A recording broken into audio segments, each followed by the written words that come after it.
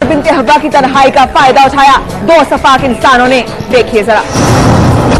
ये कहानी है 35 साल लेडी हेल्थ वर्कर फरखंदा की, जो सरगोदा के इलाके हैदराबाद टाउन में रिहाइश पजीर थी। अपने मिजाज और लोगों से अच्छे बर्ताव की वजह से अहले मोहल्ला के दिल में इसके लिए इंतहाई इज्जत और एहतराम पाया जाता था। फरखंदा के खाविन की आमदनी कम थी। फरखंदा के पास यूं तो खुदा का दिया सब कुछ था, ताहम वो औलाद की नेमत से महरूम थी। खाविन अपने कामकाज की वजह से अमूमन एक दिन छोड़कर घर आता था। फरखंदा अक्सर घर में अकेली होती और उसकी इस तन्हाई पर समाज की मैली नजर थी। फरखंदा इसी वजह से बहुत मोहताज रहती और मगरिब के बाद खाविन की अदम मौजूदगी में किसी से भी मिलती जुलती ना थी, लेकिन इसे खबर न थी हद दर्जे एहतियात भी किसी दिन इसके काम ना आ सकेगी, क्योंकि इलाके के दो ओबाश अनवर और सैफ एक अरसे से इसकी ताक में थे कि फरखंदा के घर पर कब डाका डाला जाए। ये दोनों फरखंदा के घर से मुल्का पिछली गली में रहते थे। आमदनी न होने के बराबर थी। अगर कोई कामकाज मिल भी जाता तो अपनी सुस्ती और काहिली के सबब ज्यादा देर तक टिक कर ना कर पाते थे और गुर्बत और जहालत के साए इनके घर पर मंडला रहे थे।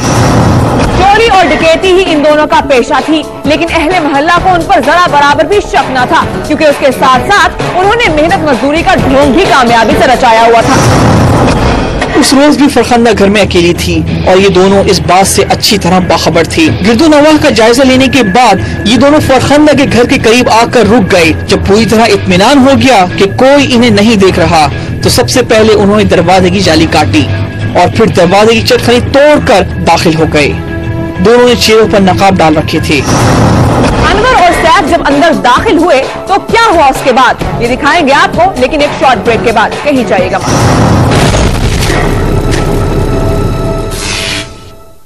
Welcome back. ब्रेक से पहले हम बात कर रहे थे कि अनवर और सैफ जब अंदर दाखिल हुए तो क्या हुआ उसके बाद। जी हाँ, घर में घुसने के बाद सबसे पहले तो उन्होंने फरखंदा को तशद्दुद का निशाना बनाकर हिरासा किया और फिर कीमती सामान उनके हवाले करने को कहा। फरखंदा दुहाई देती रही कि इसके पास कुछ नहीं जो हवाले करती, लेकिन अनवर और सैफ ने इसकी बात पर यकीन ना किया। जब किसी भी तरीके से फरखंदा ना मानी तो अनवर फरखंदा की निगरानी करने लगा और सैफ को घर की तलाशी लेने का कहा। घर का सारा सामान, कपड़े, अलमारियां उलट पुलट कर देने के बाद सैफ को 10,000 रुपए और मोबाइल फोन मिला। जब अनवर फरखंदा के कानों से बालियां नोचने लगा तो मज़ाहमत पर उसका नकाब चेहरे से सरक गया, जिस पर फरखंदा ने उसे पहचान लिया। फरखंदा मोहल्लेदार अनवर को अच्छी तरह जानती थी। बज़ाहिर ये वही शख्स था जो दूसरे लोगों के साथ फरखंदा की इज्जत करता था, लेकिन आज उसकी असलियत खुलकर सामने आ गई थी। तहम अनवर की यही शनाख्त फरखंदा के लिए मुश्किल खड़ी कर सकती थी। मुल्जिम अनवर अपनी शनाख्त से भौंकला गया। इसके चेहरे से हवाइयां उड़ रही थी और समझ में नहीं आ रहा था कि करे भी तो क्या। और फिर अनवर ने अपने साथी सैफ की मदद से फरखंदा को मौत के घाट उतारने का फैसला कर लिया।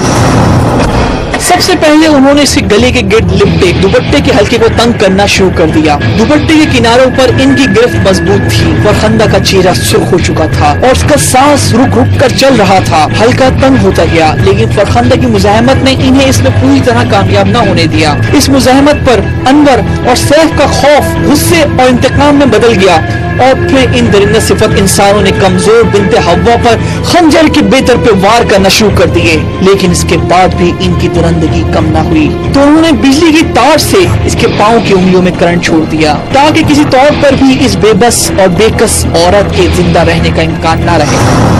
क्योंकि अगर फरखंदा जिंदा रहती तो उनके मखरूफ चेहरे सबके सामने आ जाना यकीनी था।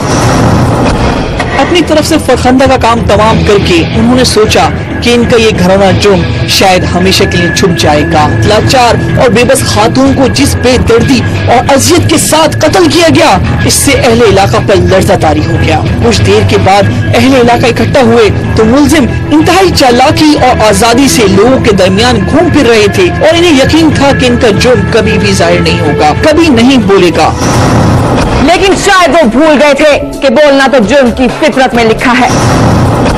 पुलिस जब जाए वारदात पर पहुंची तो मकतूला के जिस्म के साथ बिजली की तार मुंसलिक थी और बेजान जिस्म में बरकी रह दौड़ रही थी। मजलूमा की आंखें खौफ और अजियत से अभी भी खुली हुई थी।